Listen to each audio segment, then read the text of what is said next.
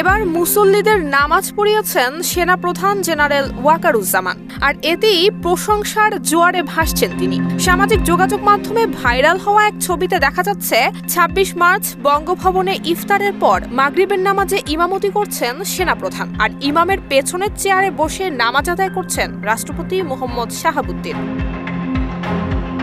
মহান স্বাধীনতা দিবস উপলক্ষে ২৬ মার্চ এক সংবর্ধনা এবং ইফতার মাহফিলের আয়োজন করেছিলেন রাষ্ট্রপতি। অনুষ্ঠানে অংশ নিয়েছেন বিভিন্ন রাজনৈতিক দলের নেতৃবৃন্দ, কূটনৈতিক এবং বিশিষ্টজনেরা। সেখানে উপস্থিত ছিলেন সেনাপ্রধান জেনারেল ওয়াকারুজ্জামানও। এদিন ইফতারের পর অনুষ্ঠান স্থলেই অস্থায়ী এক শেডে মাগরিবের নামাজ আদায় করেন অতিথিরা, আর সেখানেই ইমামতি করতে দেখা যায় সেনাপ্রধানকে।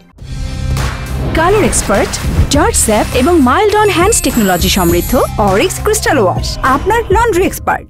এর আগে জুলাই অভ্যুত্থানে আহত ছাত্রছাত্রীদের নিয়ে ইফতার করে প্রশংসা পেয়েছিলেন জেনারেল ওয়াকার। ওই অনুষ্ঠানে আহতদের সঙ্গে কুশল বিনিময়ের পরে তাদের হাতে ঈদ উপহার তুলে দেন তিনি। ২৩ মার্চ সন্ধ্যায় ঢাকা সেনানিবাসের সেনা মালঞ্চে এই ইফতার এবং নৈশভোজ অনুষ্ঠিত হয়, যেখানে উপস্থিত ছিলেন জুলাই গণ অভ্যুত্থানে আহত ছাত্রছাত্রী, সেনাবাহিনীর ঊর্ধ্বতন কর্মকর্তা, বেসামরিক পরিমণ্ডলের বিশিষ্ট ব্যক্তি এবং বিভিন্ন সরকারি হাসপাতালের পরিচালকরা।